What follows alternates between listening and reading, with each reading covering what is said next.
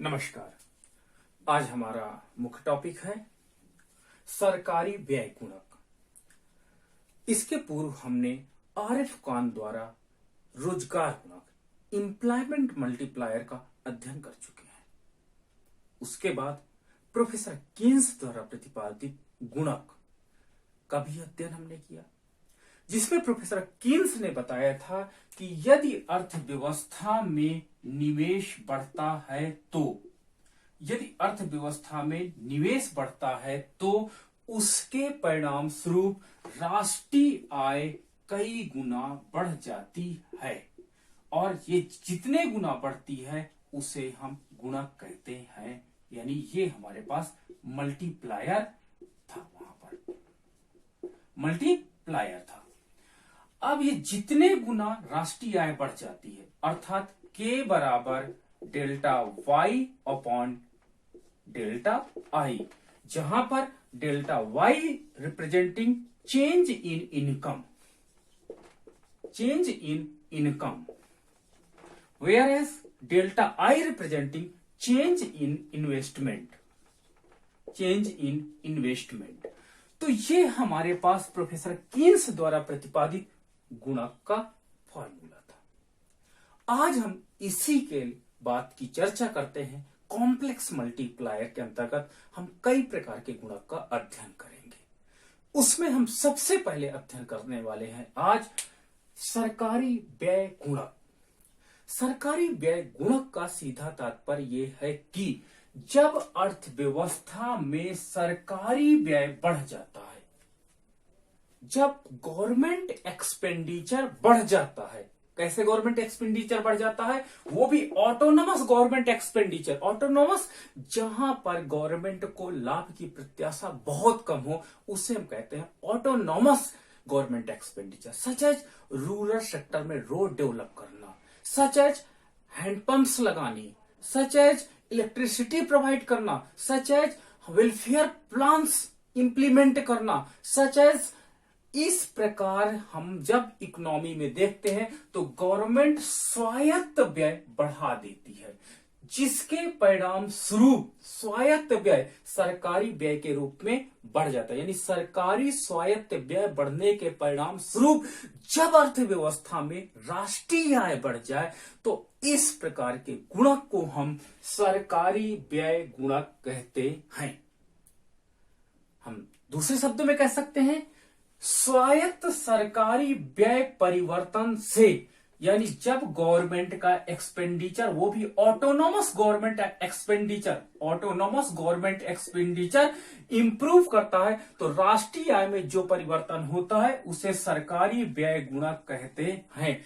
यानी गवर्नमेंट जब स्वायत्त व्यय बढ़ा देती तो उसके परिणाम स्वरूप राष्ट्रीय आय में पॉजिटिव इन्फ्लुएंस दिखाई पड़ता है, और पॉजिटिव इन्फ्लुएंस का तात्पर्य होता है कि इकोनॉमी में नेशनल इनकम इंप्रूव हो जाती है। तो इस नेशनल इनकम इंप्रूव होने की घटना, यानी the ratio between change in government expenditure and change in national income, that is called government expenditure multiplier. आइए हम फार्मूले के रूप में इसे देखते हैं।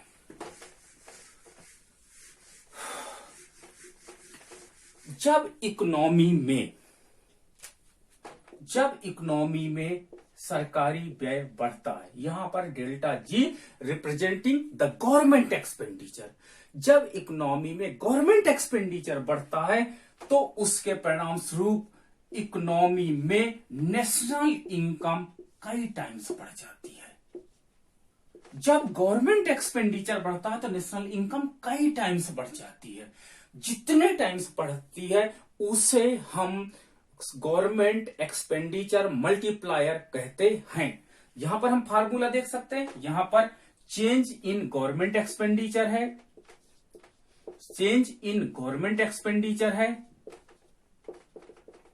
यह है चेंज इन इनकम है, चेंज इन नेशनल इनकम है। हमारे पास यहां पे एमपीसी को रिप्रेजेंट कर रहा है, जो इकोनॉमी में वर्तमान में हम देखने को मिलता है। तो इस प्रकार हम अगर यहां पर हम जानते हैं क्या कि केजी, यहां पर केजी क्या है? Government expenditure multiplier is equal to 1/1 - c। We know that, हमें यह पता है कि यह होता है, ये वही प्रोफेसर किन्स के मल्टीप्लायर से ये फॉर्मूला हमको जनरेट हुआ था। तो वही को हमने इंप्रूवमेंट फॉर्म में यहां पर ले लिया। अब इसकी वैल्यू को यहां पे पुट कर देते हैं। तो when putting the value of kg या 1/1 - c, then thus we can get delta y is equal to kg into delta z। हमारे पास एक ही इक्वेशन मिल गई। अब हम डेल्टा जी को इधर ट्रांसफर करते हैं तो हमारे पास क्या हो जाएगा, kg is equal to delta y upon delta z। ये हमारे पास क्या है, गवर्नमेंट एक्सपेंडिचर मल्टीप्लायर है, that represent government expenditure multiplier is equal to delta y upon delta z। तो हम ये लिख सकते हैं गवर्नमेंट, हमारे पास गवर्नमेंट एक्सपेंडिचर मल्टीप्लायर सरकारी व्यय गुणक is equal to delta y upon delta g। यानी इकोनॉमी में, जब इकोनॉमी में डेल्टा g का मान चेंज होता है, सबसे पहले चेंज किस पे हुआ, गवर्नमेंट ने स्वायत्त निवेश बढ़ाया, रोड पर खर्च कर दिया, वेलफेयर प्लानिंग्स पे खर्च कर दिया, हॉस्पिटलिटी पे खर्च कर दिया, या अदर सेक्टर्स पे खर्च कर दिया, तो उसके परिणाम स्वरूप नेशनल इनकम में इंप्रूवमेंट दिखाई पड़ता है। यानी इकोनॉमी में डेल्टा जी पहले चेंज होता है, उसके परिणाम स्वरूप नेशनल इनकम चेंज होता है। तो इसमें जो जितने टाइम्स नेशनल इनकम चेंज होता है, दैट इज कॉल्ड सरकारी व्यय गुणक, गवर्नमेंट एक्सपेंडिचर मल्टीप्लायर कहलाता है। अब हम इसको एक एग्जांपल से समझते हैं। यहां पर हमने अभी देखा delta y is equal to kg या हम 1/1 - c इंटू डेल्टा z। ये हमारे पास इक्वेशन है सरकारी व्यय गुणक का। सपोज दैट, हमने एक एग्जांपल ले लेते हैं, सपोज दैट इकोनॉमी में गवर्नमेंट एक्सपेंडिचर है 100 करोड़, 100 करोड़ है, that this is the value of delta G. ये डेल्टा जी की वैल्यू है। In the economy marginal propensity to consume is 0.5। Economy में लोगों की consumption propensity, marginal consumption propensity कितनी है, 0.5, यानी 50% बढ़ी हुई इनकम का वो कंज्यूम कर जाते हैं। चलिए, when you putting the value in this function, delta y is equal to 1/1 - 0.5 into 100। इसको माइनस करते हैं तो 1/0.5 इंटू 100। ओके, अब हमारे पास क्या होगा, इसको 1 से मल्टीप्लाई किए, 100/0.5, हमने पॉइंट को चेंज हटाया तो हमारे पास हो जाता 1000/5। 5 से इसको डिवाइड करते हैं, 5 2 जा 10, 200। तो हमारे पास इज इक्वल टू कितना आ जाता है, 200 आ जाता है। यानी इकोनॉमी में नेशनल इनकम कितनी हो जाएगी, बढ़ जाएगी, 2 टाइम्स बढ़ जाएगी। तो यहां पर के का मान, केजी का मान कितना है, केजी का मान 2 है, अर्थात government expenditure multiplier having the value 2। इसलिए इकोनॉमी में हमारे पास 100 करोड़ रुपए सरकार ने खर्च किया है स्वायत्त निवेश के रूप में, ऑटोनोमस एक्सपेंडिचर के रूप में, और उसके परिणाम स्वरूप नेशनल इनकम में इंप्रूवमेंट 200 करोड़ का दिखाई पड़ता है। तो इस प्रकार निवेश 100 crore, change in national income 200 crore, this is जो ये 2 टाइम्स हुआ, ये 2 टाइम्स ही गवर्नमेंट एक्सपेंडिचर मल्टीप्लायर के नाम से जाना जाता है। आइए हम रेखा चित्र से इसे और स्पष्ट करते हैं।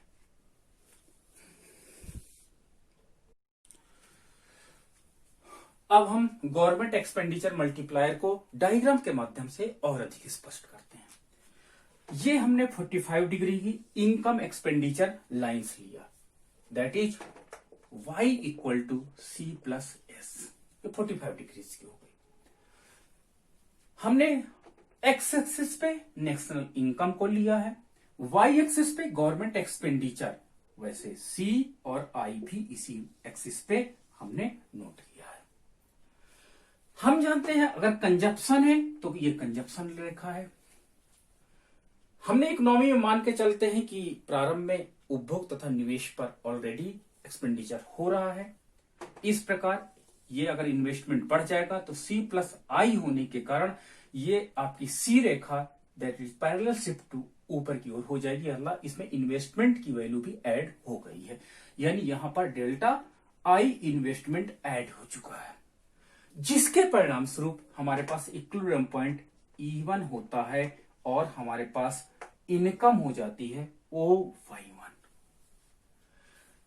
इतनी हमारी this is the national income and Y1 E1 this is the consumption and investment level. Okay, अब हम इकोनॉमी में जब गवर्नमेंट एक्सपेंडिचर ऑटोनोमस एक्सपेंडिचर बढ़ाती है तो उसके परिणाम स्वरूप दिस लाइन शिफ्टेड, ये शिफ्ट हो जाएगी ऊपर की ओर और ये आपकी कुछ ऐसी हो जाएगी that is C plus I plus delta Z। यानी ये हमारे पास जो इंप्रूव हुआ है ये हमारे पास क्या होता है, ये हमारे पास डेल्टा Z के कारण हुआ है। We can get a new equilibrium point that is E2। ये नया इक्विलिब्रियम पॉइंट है और इस प्रकार नए इक्विलिब्रियम पॉइंट को जब हम एक्स एक्सिस से मिलाते हैं तो ये हमारे पास देखिए delta G change in expenditure of government, ये गवर्नमेंट एक्सपेंडिचर में चेंज है और thus we can see change in national income. देखिए इस पार्ट से दिस पार्ट ज्यादा है, ये पार्ट ज्यादा है, यानी गवर्नमेंट एक्सपेंडिचर में थोड़ा चेंज होता है, उसके परिणाम स्वरूप नेशनल इनकम में बहुत ज्यादा चेंज हमें दिखाई पड़ता है। तो इस प्रकार ये जो रेशियो है आपके पास, ये जो आपके पास रेशियो है, ये चेंज इन जो हमारे पास ये रेशियो है, आप देख सकते हैं कि ये नेशनल इनकम आपकी इंप्रूव हो गई है। तो इस प्रकार गवर्नमेंट एक्सपेंडिचर बढ़ने के कारण जो नेशनल इनकम इंप्रूव होती है उससे जितने टाइम्स नेशनल इनकम इंक्रीज होती है उसे हम गवर्नमेंट एक्सपेंडिचर मल्टीप्लायर के नाम से जान सकते हैं। अगर आपका कोई प्रश्न हो तो आप जरूर पूछिएगा कमेंट बॉक्स में या व्हाट्सएप हमें कर सकते हैं। Thank you.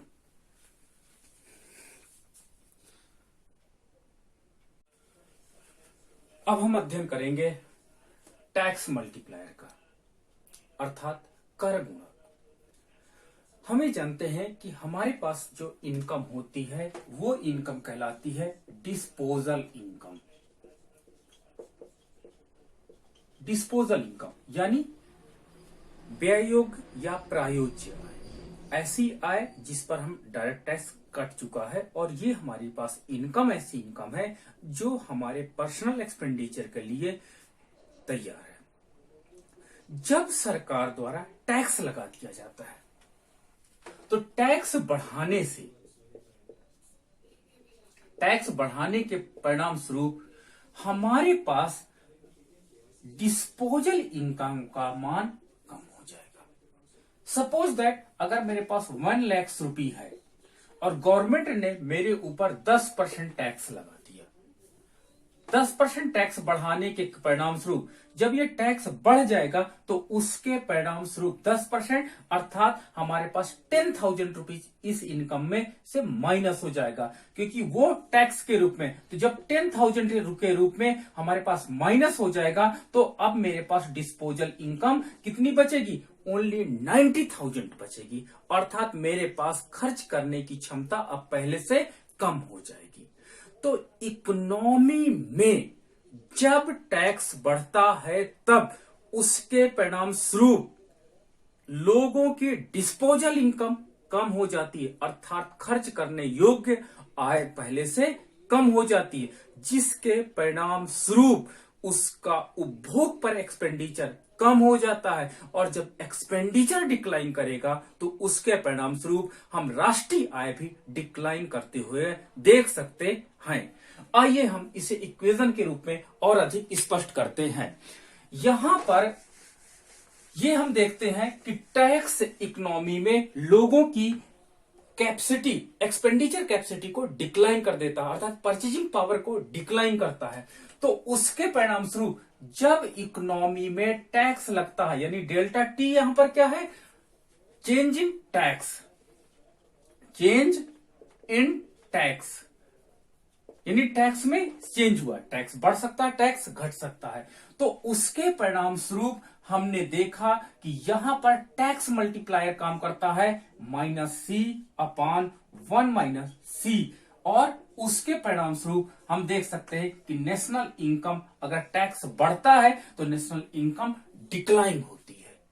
इसे हम कारण पहले भी स्पष्ट कर चुके कि टैक्स बढ़ने से आपकी रियल परचेजिंग पावर कम हो जाएगी, क्योंकि आपके पास कम पैसा, डिस्पोजल इनकम कम हो जाएगा, तो ऑटोमेटिक आपके पास कंजप्शन प्रोपेंसिटी भी डिक्लाइन कर जाएगी, जिससे क्या होता है, आपके पास नेशनल इनकम ऑटोमेटिक डिक्लाइन कर जाएगी। तो इसे हम इस इक्वेशन के माध्यम से समझ सकते हैं। तो यहां पर delta Y is equal to -C/1 - C, अर्थात आपके उपभोग प्रवृत्ति पहले से कम हुई है, तो इसको हम KT के रूप में जान सकते हैं। तो ये डेल्टा टी, यानी हमारे पास ये एक इक्वेशन प्राप्त होता है। जब हम डेल्टा टी को इधर ट्रांसफर कर देते हैं तो KT is equal to delta Y upon delta T. इस प्रकार हमारे पास डिफिनेशन क्लियर हो जाती है कि इकोनॉमी में जब टैक्स बढ़ता है तो नेशनल इनकम डिक्लाइन होती है, एक निश्चित टाइम्स में डिक्लाइन करती है। तो यही रेशियो कहलाता है कर गुणक, यानी टैक्स मल्टीप्लायर के रूप में जाना जाता है। अब हम आइए इसे रेखा चित्र के माध्यम से और अधिक स्पष्ट करते हैं।